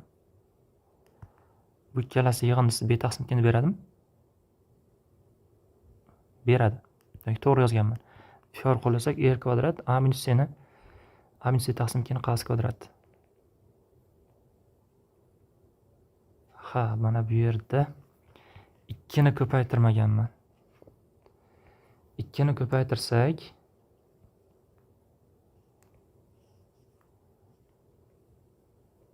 2a kvadrat minus 4ac plus 2c kvadrat bo'ladi.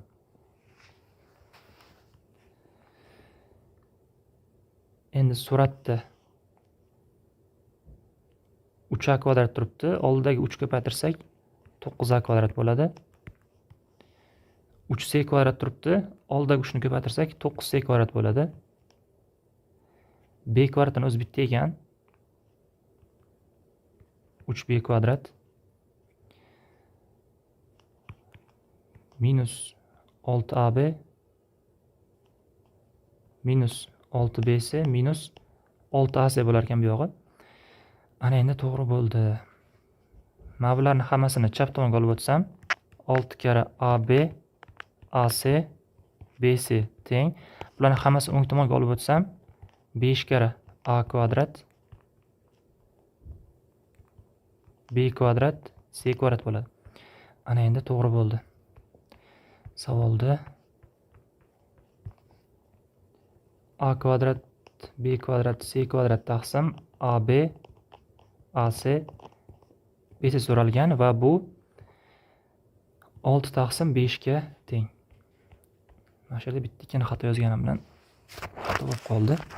Xo'p, keyingi savolimiz AB yarim aylana diametri, O aylana markazi DY2 bo'lsa, ADB uchburchak yuzini toping. Mana buni oson tutashtiraman.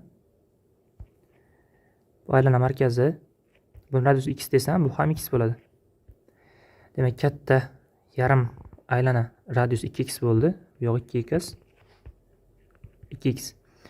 Mana bu aylana markaziga uringanlik uchun shu aylana yoyini ham teng o'rtasiga urinadi. Ya'ni nima demoqchiman? Mana 90 gradus bo'ladi. Yoki bo'lmasa mana bu o'zi burchagimiz 90 gradus bo'lishi kerak edi. Yo'q, xullas u bilan emas. Xullas aylana teng o'rtasiga uringanlik uchun mana 90 gradus bo'ladi. Ya'ni tushgan perpendikulyar bo'ladi. Yoki aylanaga urinma sifatida mana bu aylana markazi mana va uringan nuqtasi tutashtirildi. Demak 90 gradus bo'ladi. Urinma bilan aylana markazini uringan joy bilan aylana markazini tutashtiruvchi kesma 90 gradus bo'ladi. Kesishadi. O'sha. Xo'p, endi mana bu nimani beradi? Bu aylana radius, ya'ni x ni beradi. Mana bu cho'pchakda asos 2x va mana bu kesma ham x bo'ldi. Ya'ni o'rta chiziq bo'ldi. O'rta chiziqdan boshqasi mana bu yon tomon o'rtasidan chiqib, asosni yarimga teng bo'lmaydi. O'rta chiziqdan boshqasi.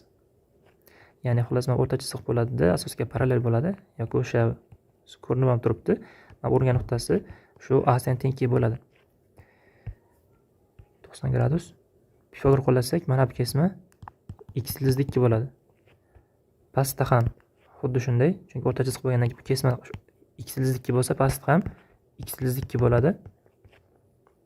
Mana buni tashtirsak x. Demak, 45 gradus bo'ladi. Mana beramiz. To'g'ri burchak bo'lib 45 gradus bo'ladi. 45 gradus bo'ladi. Pifagordan OD kesma x ildizli 2. Endi o'chiraman buni. Bu 90 gradus. Bu yerni ham o'chiraman. Mana bu burchakda kosinus teoremasini qo'llayib boraman. Bu burchagimiz umumiy hisobda 90 plus 45 135 gradus bo'ldi. 135 gradus. Uch burchakda kosinus teoremasi. BD kvadrat teng 4x kvadrat qo'shilgan 2x kvadrat qo'shilgan ildizda 2 kara 2x x ildizda 2. Faqat birdaniga kosinus 135 qiymatini birdaniga qo'yib yozdim. Maydalab o'tirish shart emasdir. Xo'p, bu yerda 4x kvadrat jam hisobda 10x kvadrat bo'ldi. Demak, BD teng ildiz osti 10 ildiz ostida x.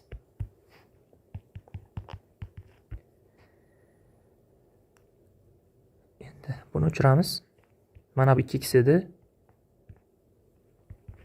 Bu ham x edi. Yana bundan boshqa tushgan balandligimiz ham x bo'ladi, chunki 90 gradus edi. Bu o'shani beradi bu ham. O'rta chiziq bo'ladi. Xullas, buni yarmiga teng.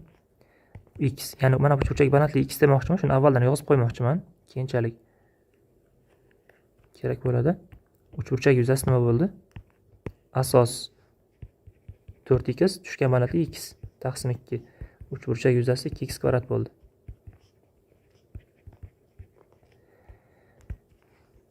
Mana bu ikkita katta aylanada ikkita kesishuvchi vatarlar xossasi. 2 ning bunga ko'paytmasi teng buning bunga ko'paytmasiga.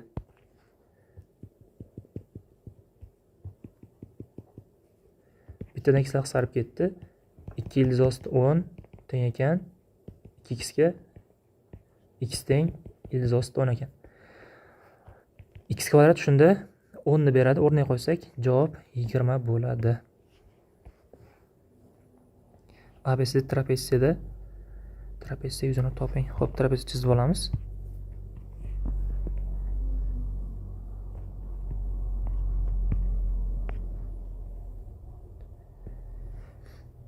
AB parallel CD. Qaysi biri katta asos? Bilmadim.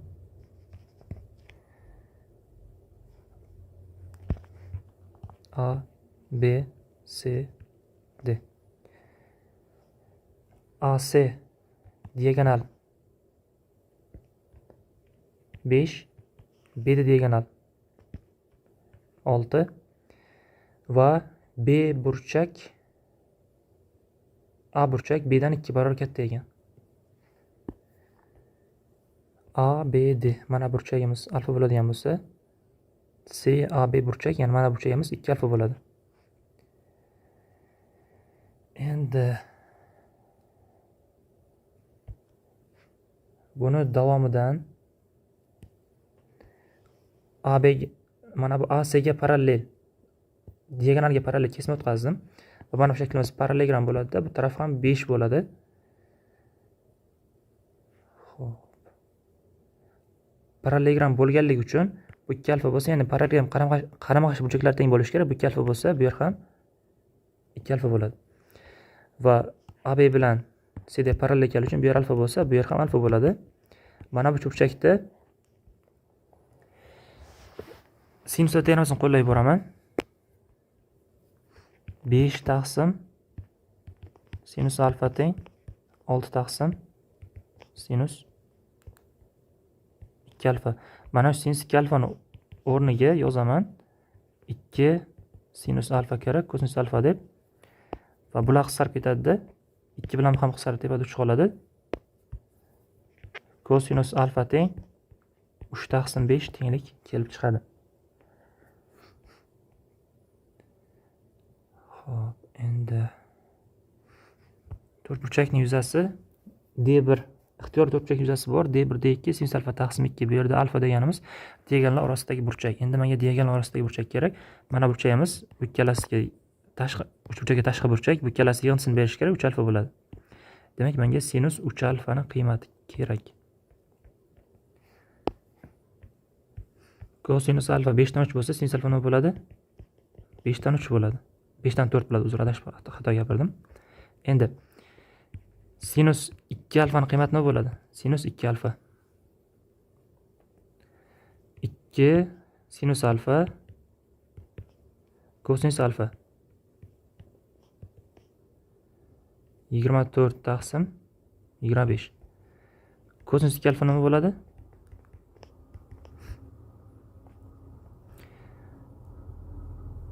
2 kosinus kvadrat alfa ayrilgan 1. Ya'ni minus 2 alfa lekin 90 dan katta emas-ku. 90 dan kattami? Bilmadim, plus 90 dan katta bo'lsa ham. Demak, minus 7 taqsim 25 bo'lar ekan. Endi sinus 3 alfani yozib olaman.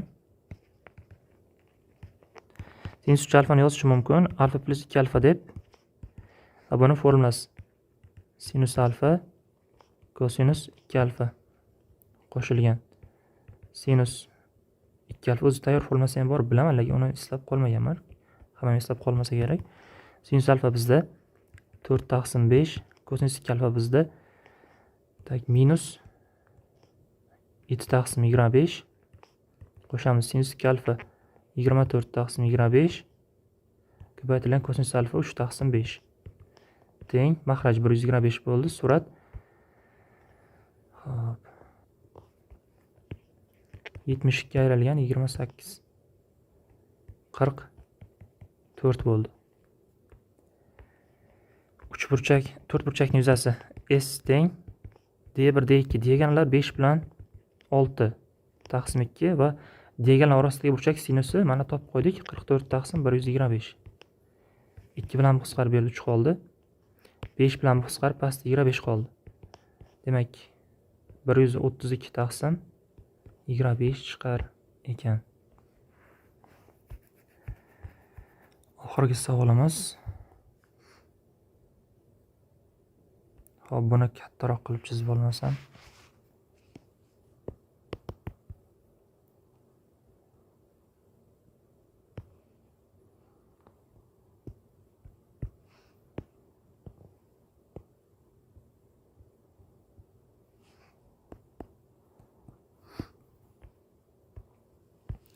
Tomonlari uzunligi 4 ga teng bo'lgan 2 kvadratlar quyidagi rasmdagidek joylashtirilgan.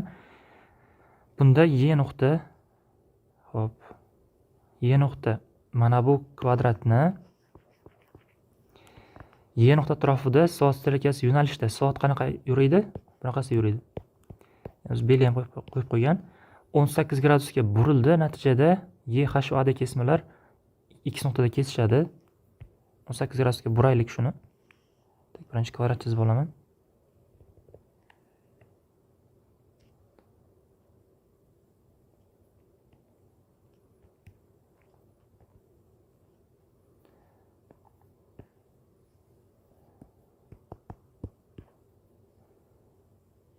Y nuqta atrofida, ya'ni Y nuqta qimirlamaydi. Mana burdik. 18 gradusga.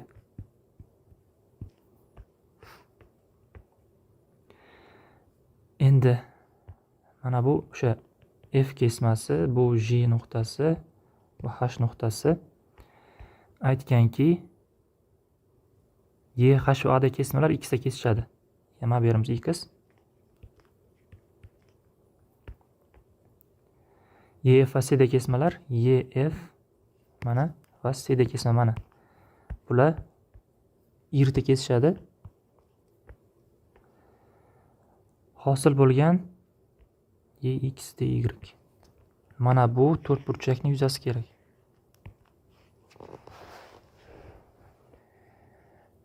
Xo'p. Bu yoq 72 gradus bo'ladi. Chunki mana bu kvadrat 90 gradus bo'lishi kerak. O'shanda mana bu ham 18 gradus bo'ladi. Bu 90. Mana buni tashtiraman. Mana bu to'rtburchagimiz siklik to'rtburchak, ya'ni siklik degani tashqi aylanish chizsa bo'ladi degan. Tashqi aylanish chizsa bo'ladigan to'rtburchaklarni siklik to'rtburchak deb aytiladi.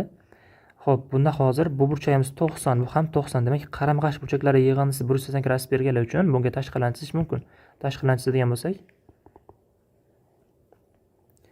bu 18 bo'lsa, mana bu kesmani, mana bu atar qarshidagi burchak 18 bo'lsa, bu ham o'sha burchak, ya'ni o'shaniga teng bo'lishi kerak 18. Mana bu Y D katta kvadratning markazida turibdi.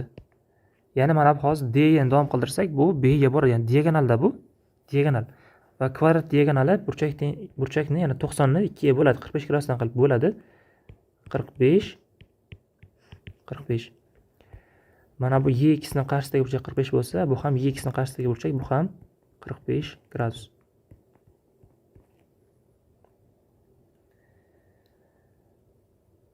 Xo'p. Bu ham mana bu 90 45, demak bu yer 45 gradus bo'ladi yoki o'sha Mana bu y vatarqasidagi burchak 45, bu ham o'sha vatarqasidagi burchak 45 gradus bo'ladi. Burchaklarni yozib chiqdim. Endi menga aylana kerak emas. Xo'p. Kvadrat tomoni 4 edi. Shunda mana bu diagonalimiz 4/2 bo'ladi. Va bu yerda tengga bo'linsa, har bittasi 2/2dan bo'ladi. Mana bu y esa kesma 2/2. Mana bu ham shu diagonal edi, ya'ni bu 45 gradusdan bo'ladi. Bu yoq 45 gradus.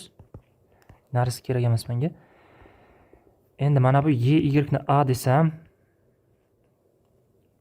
mana bu y x y uchburchagimiz teng yo'lli to'g'ri burchakli uchburchak. Tak. Yana bu 90 gradus turibdi. Xullas teng yo'l bo'lgandan keyin bu y x ham a bo'ladi. Pifagordan x y kesma a/2 bo'ladi. Mana bu uchburchakda kosinus 18 topadigan bo'lsak, y taqsim a/2. O'shandan y dan topadigan bo'lsak, a/2 kosinus 18 bo'ladi. Va x da kesmamiz sinus 18 topadigan bo'lsak, mana shu uchburchakda x taqsim a/2. O'shandan x dan topadigan bo'lsak, a/2 sinus 18 bo'ladi. Xo'p, endi bizga a kerak. Mana bu burchakda sinus teoremasi qo'llayib boraman.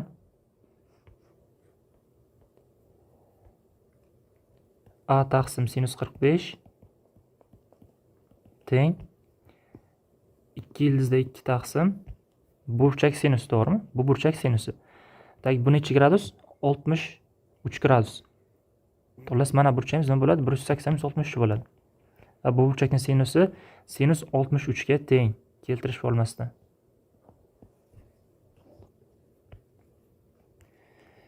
Endi sinus 45 -2 taqsim 2 a teng. Xullas 2 taqsim sinus 63 bo'ladimi? -2 taqsim 2 ni ko'paytirsak, ha shunday bo'ladi. A ni topdik. Endi bu to'rtburchak yuzasi nimaga teng? Buni yuzasini yozib olamiz. Mana buni yuzasi plus buni yuzasi deb. Buni yuzasi katitlari a bo'lgan to'g'ri burchak uchburchak yuzasi a kvadrat taqsim 2 qo'shilgan. Buni yuzasichi? Ikkita katit ko'paytmasi taqsim 2. 2a kvadrat kara kosinus 18 sinus 18 taqsim 2.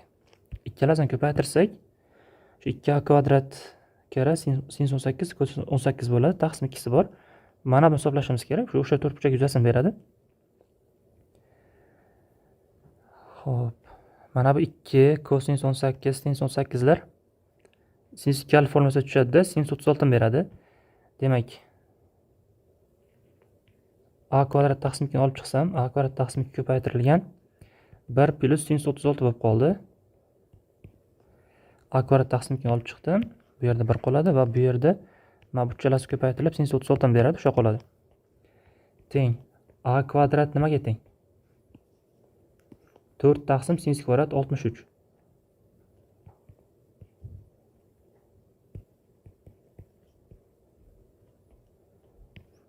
Bir plus sinus 36 teng